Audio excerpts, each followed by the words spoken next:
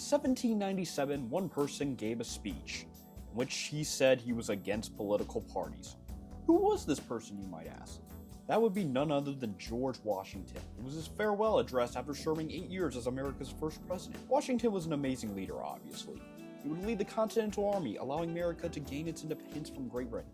Despite wishing to retire to his home in Mount Vernon, many wanted Washington to be the country's first new leader. George Washington would serve as President of the United States from 1789 to 1797. Washington did many things to set up the executive branch, most of which are still followed today.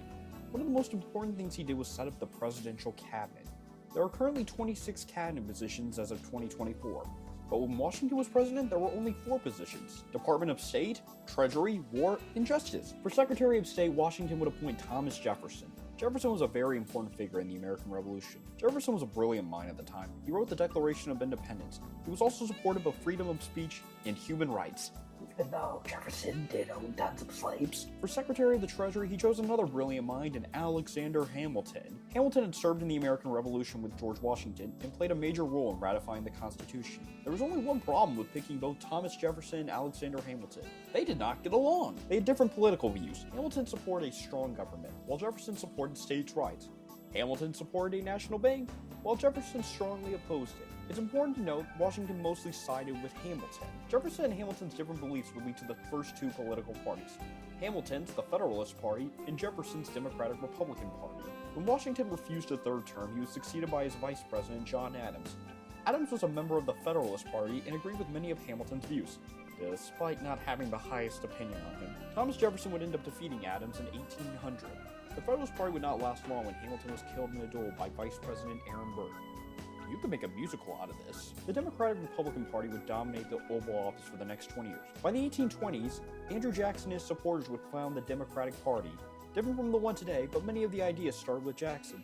Henry Clay, the Speaker of the House at the time, opposed many of Jackson's politics. He and many others would create the Whig Party. The Whig Party was the predecessor to the Republican Party.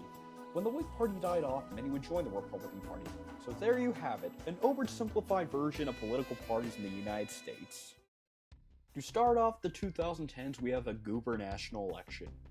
Incoming Governor Rick Perry has just surpassed Bill Clements to become the longest tenured governor in Texas. However, Perry thought he still had more to do, so he announced his intention to seek a 3rd 4-year term. He would face a challenge in the Republican primary: Kay Bailey Hutchinson. She had served as senator from Texas since 1993. She was very popular among Texas voters. Don't believe it? She absolutely dominated her opponents in elections. She had expressed interest in the past in running for governor. This time she chose to do so. She announced her intention to challenge Rick Perry for the Republican nomination. Hutchinson would receive support from former President George H.W. Bush and First Lady Barbara Bush. Former Secretary of State James Baker and Vice President Dick Cheney would support her. Heck, she even got support from Texas sports legends Nolan Ryan and Roger Staubach. Despite both Perry and Hutchinson being from the Republican Party, they were both different.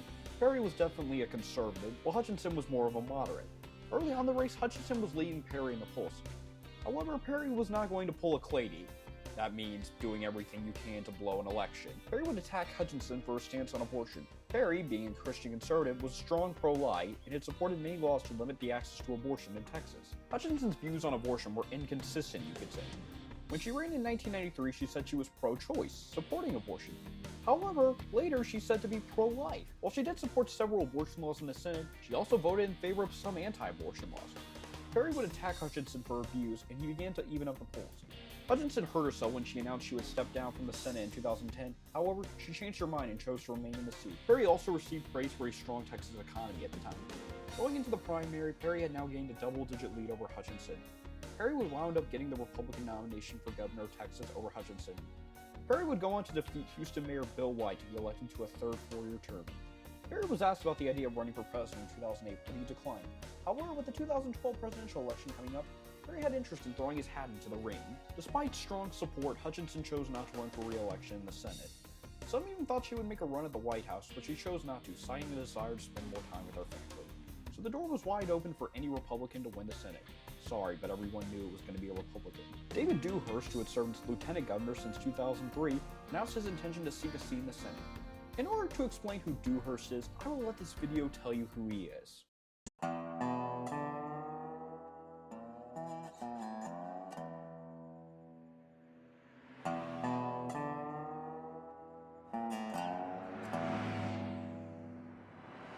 David Dewhurst. Lieutenant Governor Dewhurst. Texas Lieutenant Governor. Texas Lieutenant Governor David Dewhurst. David Dewhurst. Texas Lieutenant Governor David Dewhurst. Thank you very much. Dewhurst. Lieutenant Governor, you gotta love saving babies, protecting ladies, the most pro-life candidate. Bad legislation, Obama nation. Welcome to the great state of Texas. President.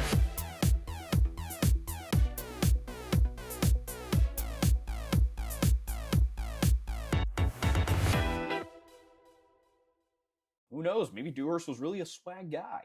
Dallas police arrested former Lieutenant Governor David Dewhurst, charging him for attacking his girlfriend. Police say video footage shows him shoving her. It happened outside of a hotel room. Former Texas Lieutenant Governor David Dewhurst is charged with assault. Dallas police arrested the 75-year-old for allegedly pushing his girlfriend, Leslie Caron, down on the ground outside the DoubleTree Hotel near Loveview. Dewhurst led in almost every poll, despite a few Republican challengers. However, one name that started to make noise was former Texas Solicitor General Ted Cruz, who started to pose a threat to Dewhurst. Cruz became appealing for his youth and Cuban heritage. Dewhurst would end up leading Cruz by 10%, but he failed to reach the 50% threshold, and a runoff was scheduled between Dewhurst and Cruz. Cruz, who was unknown to most Texas voters at the time, became more appealing. He portrayed Dewhurst as timid and used his time as a lawyer to show his support for religious freedom and gun rights. Going into the runoff, Cruz had taken the lead over Dewhurst. In the runoff, Cruz would end up defeating Dewhurst during the Republican nomination, winning by over 10%. Cruz would go on to defeat Democrat Paul Sallo in the general election to be elected Texas's new senator. President Barack Obama had worked mainly to improve the economy from the Great Recession of 2008. While by 2012 America was out of the recession, the economy was still lagging along. And what became known as the Tea Party movement, a movement that opposed Obama's economic policies, would actually lead to the Republicans gaining 63 seats in the House and taking back control. Reform policy in 2011, Obama had withdrawn troops from Iraq. Kinda. We still have bases and troops there, and we engage in a few conflicts. On May 1st, 2011, Obama gave the order for a Navy SEAL team to raid a Pakistani base where Osama bin Laden, the man responsible for 9/11, was hiding. Obama had also given the order for him to be killed, and the mission was successful in killing bin Laden. Good evening. Tonight, I can report to the American people and to the world that the United States has conducted an operation that killed Osama bin Laden, the leader of al-Qaeda, and a terrorist who's responsible for the murder of thousands of innocent men, women, and children. However, probably the biggest movement of Obama's first 4 years was signing the Patient Protection and Affordable Health Care Act. But that name is long and not catchy. Now that's better. The goal of the act was to improve healthcare in America. The Democrats loved Obama, and he easily got the Democratic nomination. The Republicans had many candidates ready to go challenge Obama for the White House. In August of 2011, Texas Governor Rick Perry announced his intention to run for president. Perry campaigned on his Christian conservative beliefs and attacked many of Obama's economic policy. Perry was successful in fundraising for his campaign, and being the governor of Texas made him a strong candidate. However, in the first debate, Perry struggled, especially against former Massachusetts Governor Mitt Romney, who was also viewed as a strong contender for the nomination. After the debate, many conservatives criticized Perry for supporting a state law that allowed in-state tuition for children of illegal immigrants. Perry would defend the law. In the next debate, Perry botched a question. He admitted after the debate that he didn't think these were his strong suit. In October of 2011, the Washington Post revealed that Perry and his family had leased a hunting location named Inward Head. I'll let you guess what that N-word means. Perry would be attacked by Republican challenger Herman Cain. A few African Americans did come to Perry's defense, even some from the Democratic Party. In the November 2011 debate, hoping to shake up his reputation of poor debate performances, Perry did this. It's 3 agencies of government when I get there that are gone. Commerce, education, and the, what's the third one there? Let's see. EPA? EPA, there you go. No, okay. Let's talk deposition. Seriously? Is EPA the one you were talking about? Or No, sir. You can't name the third one? The third agency of government, Yeah. I would do away with the education, commerce, and let's see. I can't. The third one I can't. Sorry. Oops. What the hell was that? They've gone to plaid.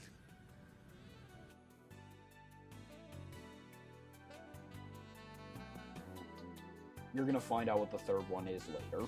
Perry did play it off cool and joked about his performance, but it didn't seem to help him. Perry's poor debate performance were heavily mocked and spoofed. Perry's campaign did seem to have some hope, with Kaine dropping out after allegations of sexual harassment. Perry campaigned hard as a Christian conservative. He opposed repealing the Don't Ask, Don't Tell law. He explained in a campaign ad known as Strong. It would actually become one of the most disliked videos on YouTube at the time. None of this did much to help Perry. In the Iowa caucus, Perry finished fifth. However, Perry still hoped if he could perform strongly in South Carolina, he could keep his campaign alive. However, after polling low, Perry suspended his campaign 2 days before the South Carolina primary. The Republican nomination for president would go to former Massachusetts Governor Mitt Romney. Romney would attack Obama's economic policies as well as Obamacare. Obama defended his economic policies and argued that he had prevented a full-scale depression. He also portrayed Romney as an out-of-touch businessman. Obama would end up winning re-election over Romney. For Texas, Romney would dominate Texas, easily defeating Obama in the state by 15%. However, like I said, it didn't matter as Obama did win re-election. However, despite winning re-election, Obama became the only president other than FDR to win re-election despite performing worse. Yet, while Obama did win re-election, he had less of a popular vote and received less electoral votes. Do I think this mattered to him? No, he did win re-election after all. But I do think it's something to keep note of as we move into the further elections. Perry decided to not seek another term as governor. Perry served as governor of Texas from December 21, 2000 to January 20, 2015. Serving 14 years as governor, Perry is the longest serving governor in Texas history. Perry is the 12th longest serving governor in U.S. history. The Republican nomination would go to Texas Attorney General Greg Abbott. The Democrats would go with Texas State Representative Wendy Davis. Her campaign would be described by the Washington Post as one of the nastiest campaigns you will ever see. Her attacks on Abbott were described as nasty and offensive. They were described by some as a Hail Mary effort, as Davis trailed by Abbott by double digits for most of the election. Abbott would easily defeat Davis, winning by 21% to be elected Texas's 48th governor. Abbott also became the third United States governor to require the use of a wheelchair after he was left paralyzed from the waist down after a tree fell on him while jogging. Also, for the 2014 elections, John Cornyn easily won re-election for a third term. The Republicans would also take back control of the Senate. While doing research, I discovered that years that end in 4 are good years for the Republican Party. I don't know if that means anything for this year's election. John Cornyn had also been appointed Senate Republican Whip, making him the number 2 Republican in the Senate. He would serve as whip from 2013 to 2019, stepping down due to term limits. He still remains one of the top Republicans in the Senate. Under Obama's second term, the economy had rebounded. However, Obamacare was failing financially. For foreign policies, Russia and China were growing in foreign experience. Obama would not be allowed to run for re-election, and the person he thought was the best person to take over for him was Hillary Clinton. After losing to Obama in 2008, she became an active supporter of him. When Obama won, he named Clinton as Secretary of State. She would serve for 4 years. She seemed destined to become the next president. However, one person who challenged her in the Democratic primary was Vermont Senator Bernie Sanders. Bernie Sanders was different from Clinton. He was a It's not a bad word, well, to some it is. The word is socialist, okay? Sanders' politics were popular with young voters. However, Clinton was supported by established Democrat members and the media. She would end up getting the Democratic nomination, becoming the first female of a major party to do so. However, her campaign hit a road bump when it was revealed that the DNC had favored her over Sanders. It led to many passionate Sanders voters, there were tons of them, refusing to vote for her. The Republicans had a lot of interesting candidates wanting to give it a shot. One of them was Rick Perry, who tried it again at the White House. However, whether it was a bad taste from his 2012 campaign or something else, Perry did not draw much support. After having trouble financing his campaign, Perry would suspend his campaign in September of 2015, becoming the first of Republicans to drop out. Also, I completely forgot how many people ran in this race. Some of these I completely forgot did run. Perry would then endorse Texas Senator Ted Cruz, who unlike Perry had drawn up tons of support. However, Cruz ran into controversy over his eligibility. You see, Cruz was not born in the United States, but Canada, and under the Constitution, that would make him ineligible to run. However, they allowed Cruz to run as his mother was a U.S. citizen. Yeah, I don't get it either. Cruz was able to stand out among a crowded Republican field. His youth and Cuban heritage made him appealing. Cruz campaigned on being an outsider and called out other Republicans and called for growth and opportunity. Cruz would perform strong at the debates, and as the primaries moved in, Cruz looked like a strong candidate to get the Republican nomination. Cruz would end up getting the Republican nomination and would get a chance to challenge Clinton for the White House. Hold on, one sec. Yellow. What do you mean he didn't get it? Oh, how? I mean, he beat everyone else. What do you mean? I don't get it.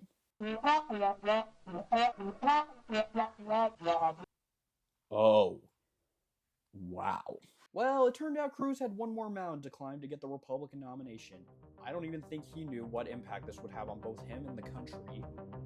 Donald Trump was a real estate developer and reality TV star from New York. So I say, Tiffany, you're fired. Thank you, Mr. Trump. Thank for you having very me. much, too. Thank you. Okay, thank you very much. Good luck, Tiffany. Thank you.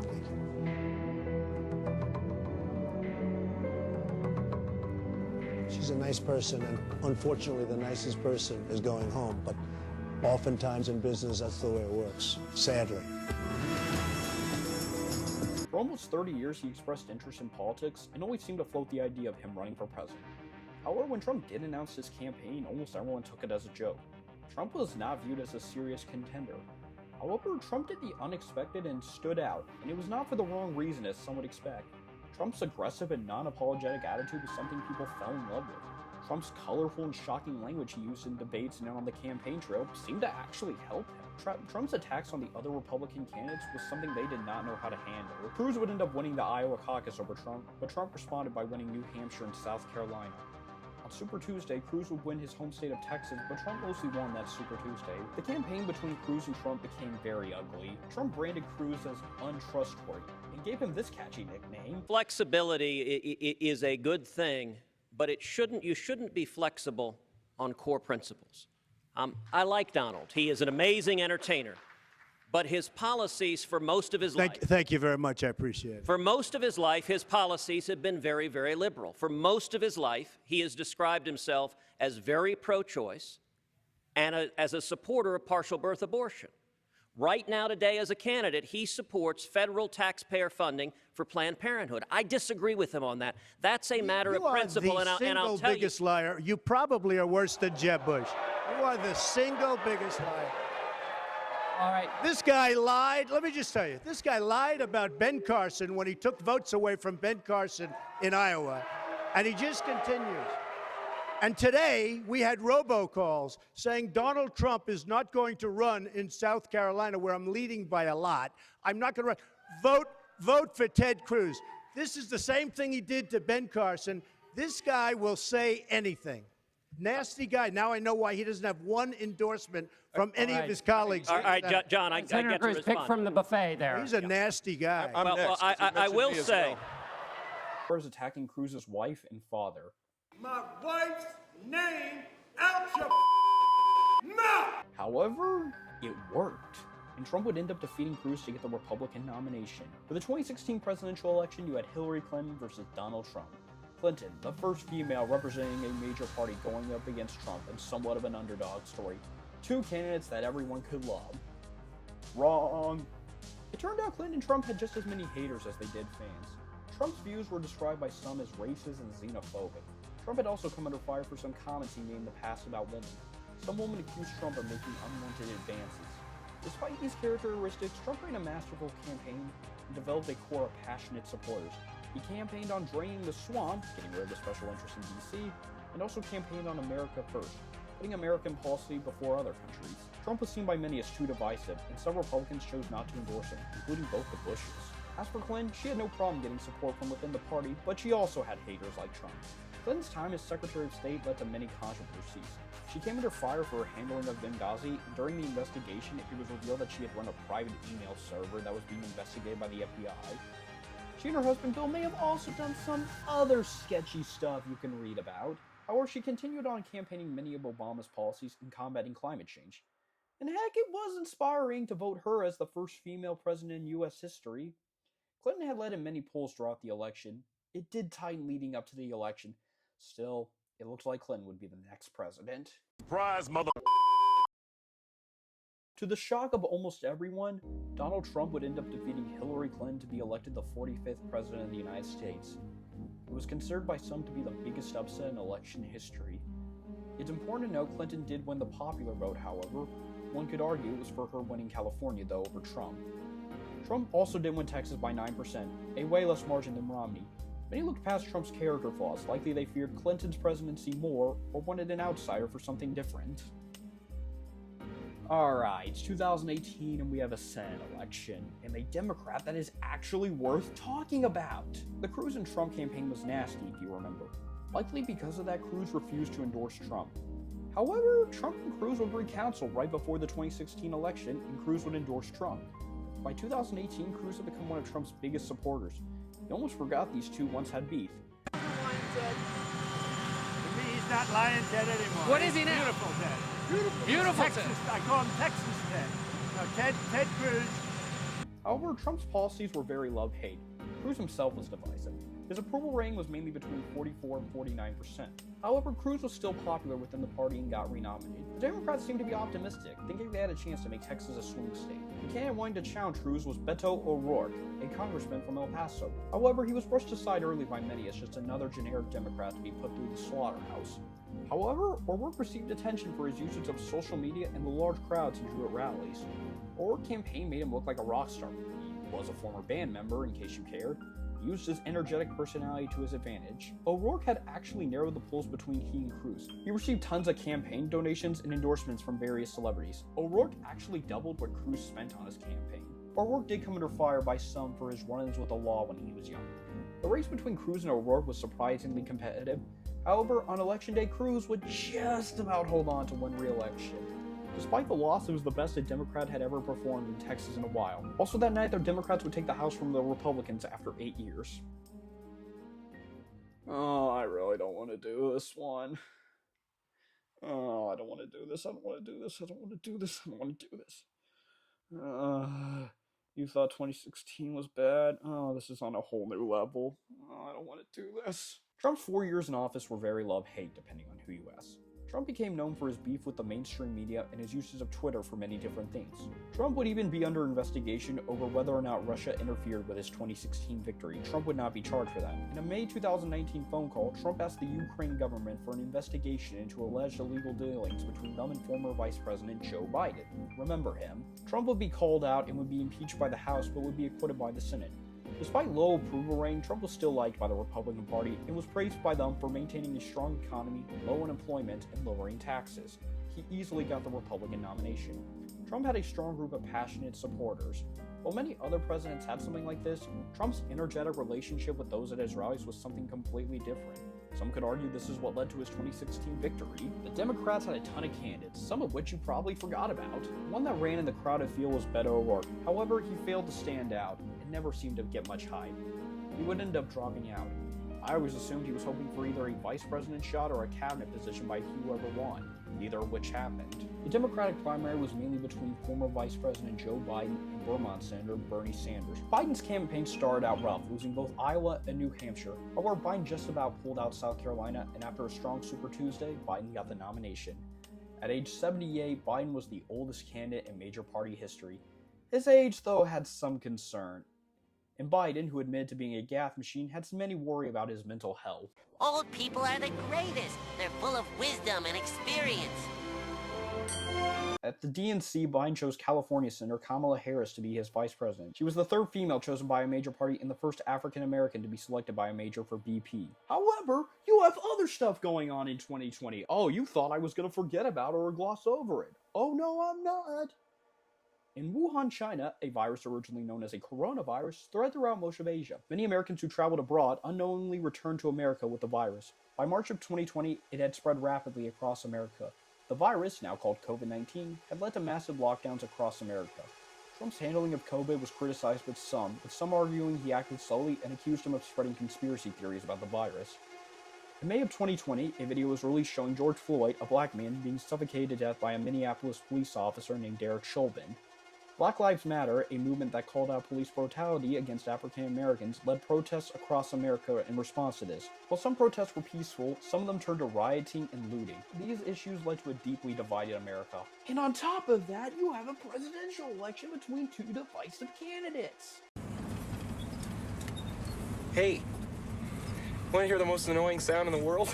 But man. listen, are you All in right. favor of law and order? I'm in favor of law. You follow Are you in favor of law and order? Go yes, ahead, I'm say in it. favor. You asked a question, let him finish. Law He'll and lose- order. he'll lose his Law left. and Let order. him- let him answer. Law and order with justice, where people get treated. Fact is that everything he's saying so far is simply a lie. I'm not here to call out his lies. Everybody knows he's a liar. But you I just agree- want to Wait, make wait, sure. Joe, you're the liar. I want to make sure. Graduated last in your class, not first in your class. God, I want to make Mr. sure. President, can you let him finish, sir? No, he doesn't know how to do that. He has, You'd be surprised. You pick You'd be surprised. the Go ahead, wrong Joe. guy, Talk, the wrong talk, night Joe, at the go. wrong time. Listen. That was really a productive segment, wasn't it? Fellas. Trump campaigned on law and order and attacked Biden as just another DC insider. Despite the pandemic, Trump still continued to hold large rallies. Trump would actually test positive for COVID in October of 2020 and would lead to Trump being treated. He would end up making a recovery. Biden portrayed Trump as divisive and called out his handling of COVID. It's important to note that because of the pandemic, some states would use mail-in ballots, and in some states, the mail-in ballots would not be opened until the other votes were counted. Because of the mail-in ballots, it took a couple of days for a winner to be declared. Trump did have a slight lead over Biden in some key states. However, once the mail-in ballots were open, Biden would end up taking a lead over Trump. It was close, but Biden would just about beat Trump to be elected the 46th president of the United States. The Democrats would also take back the Senate from the Republicans. Trump did win Texas over Biden, a closer win than 2016, but Trump did perform better in many Hispanic parts. Kamala Harris also became the first female vice president. However, Trump refused to accept the results and challenged them. For the next 2 months, Trump made several legal challenges to several states with close results. However, Trump was never able to make a strong argument for his case. On January 6, 2021, the date at which Congress was to certify the Electoral College, several pro-Trump supporters will arrive in D.C. Trump would repeat his claims about the election. Following that, several pro-Trump supporters would storm the U.S. Capitol and disrupt the count. Some described it as a coup and an insurrection. After 3 hours, Trump finally told his supporters to go home and agreed to concede the election. Trump's actions on the day were heavily condemned by many Democrats and Republicans. Trump would end up being impeached again by the House, however, he would end up being acquitted by the Senate. Interesting thing to note while researching this, 3 out of the 4 presidential impeachments have been with the opposing party in the Senate. And in case you're wondering, Andrew Johnson is the closest we've ever gotten to impeaching a president. He was only 1 vote away from possibly being removed. Well, that was fun to talk about. The final election we have to talk about. Greg Abbott intended to seek a 3rd term as governor. During Abbott's tenure as governor, Abbott was supportive of many conservative policies and signed laws to limit access to abortion, allow for more gun rights, and was a hard opponent of illegal immigration. Abbott did come under firing for his handling of the 2021 Texas winter storms, which led to several power outages. His stance on guns was also criticized by some, following the Robb Elementary School shooting. However, Abbott was still popular among the Republicans and got the nomination. The one for the Democrats would go with Beto O'Rourke. However, he failed to drum up support like he did in 2018. It seemed like he had worn out his welcome. Despite criticism of Abbott, Abbott's rating was at 55% going into Election Day. Abbott would end up defeating O'Rourke by 9%. While a closer victory compared to Abbott's previous, it was seen as a major blow to O'Rourke's political future.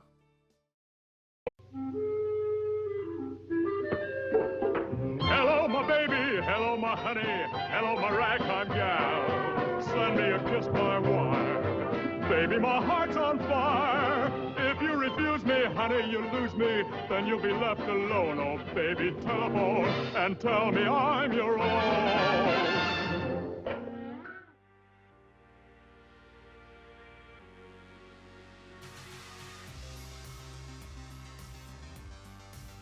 Kay Bailey Hutchinson's tenure as Senate ended in 2013. She served as a senior counsel in a law firm. From 2017 to 2021, she served in the Trump administration as ambassador to NATO. Hutchinson was popular and well-respected among many Texas voters.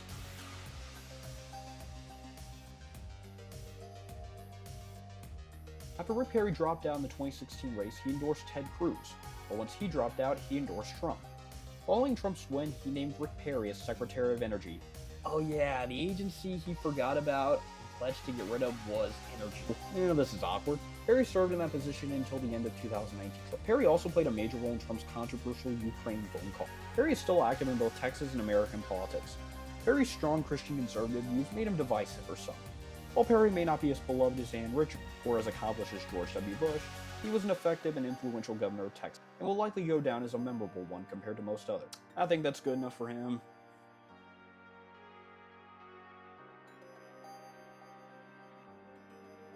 John Cornyn would win re-election for a fourth term in 2020. Cornyn served as Senate Majority Whip from 2015 to 2019 when the Republicans controlled Congress. Cornyn has supported many conservative policies in his time as a Senate. He has played a big influence in the Senate. He did receive criticism recently from many conservatives for his support of a bipartisan gun law following the Uvalde shooting. With longtime Republican leader Mitch McConnell planning to step down, Cornyn has announced his intention to seek that position.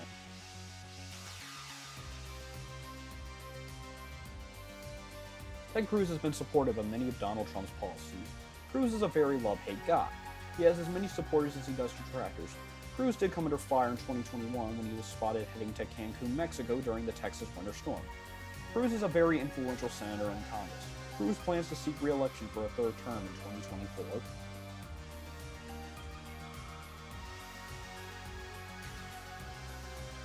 Greg Abbott is considered to be one of the most powerful governors in the United States.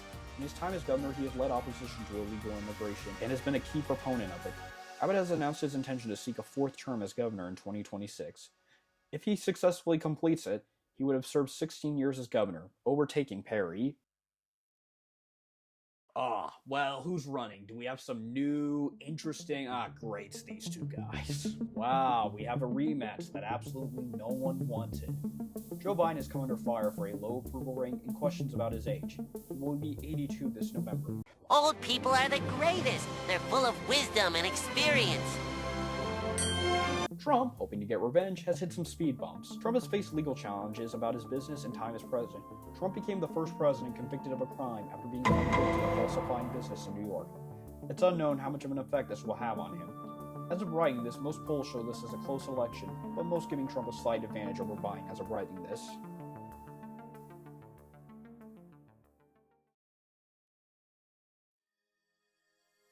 The de facto main character of the series. So what is Bush still up to? Bush still remained active in politics, endorsing several candidates and supporting various charities. Bush would be awarded the Presidential Medal of Freedom in 2011. His humility and his decency reflects the very best of the American spirit. Those of you who know him, this is a gentleman. Inspiring citizens to become points of light in service to others.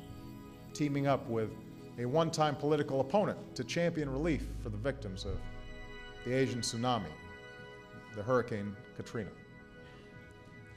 And then, just to cap it off, well in the 80s, he decides to jump out of airplanes. Because, as he explains, it feels good.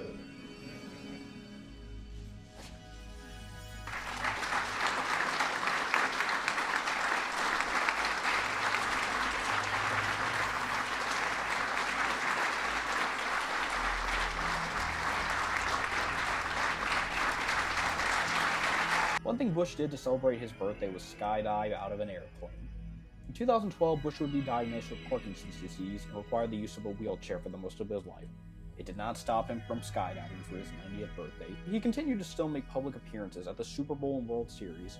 However, Bush continued to have many health problems throughout the rest of his life. Barbara, his wife of 73 years, would die in 2018. Later that year, Bush surpassed Gerald Ford as the longest-living U.S. president of all time. It has since been surpassed by Jimmy Carter. Yep, Jimmy Carter is 99 and is still kicking. He will turn 100 on October 1st, 2024. Good for you, sir. President George Herbert Walker Bush would pass away on November 30th, 2018 at his home in Houston, Texas at the age of 94.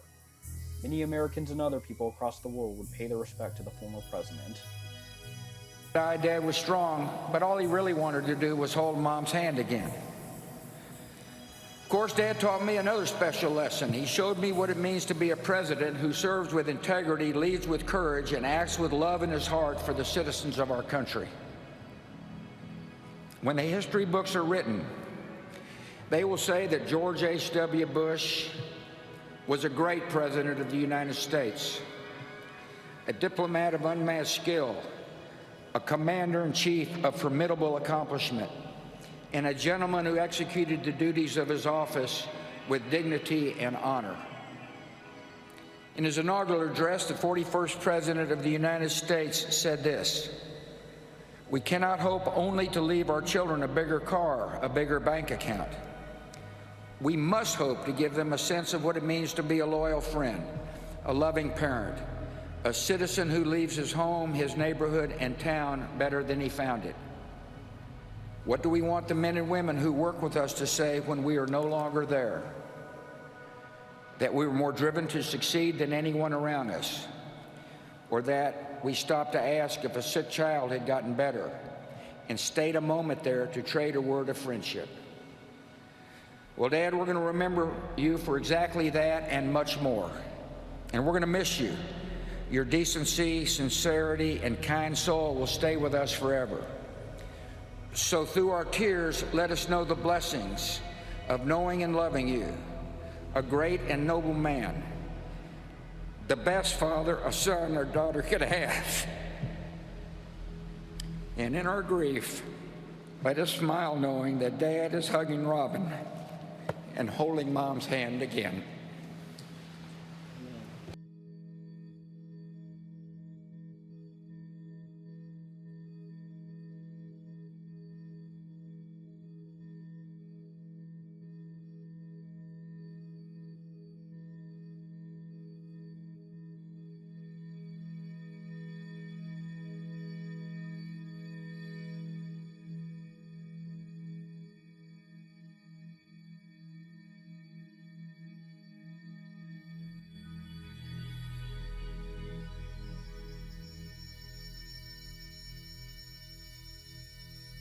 I've always had a lot of respect for him.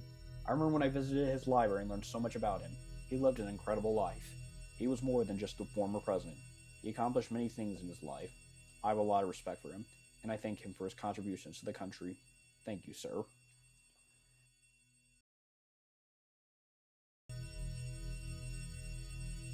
So what happened? Texas went from a strong Democratic state to a strong Republican state.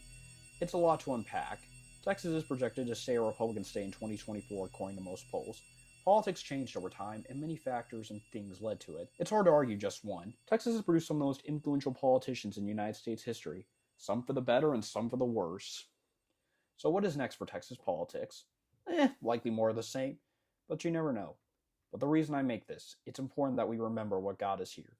The people, the policies, and what they led to us today. And that's why we should remember them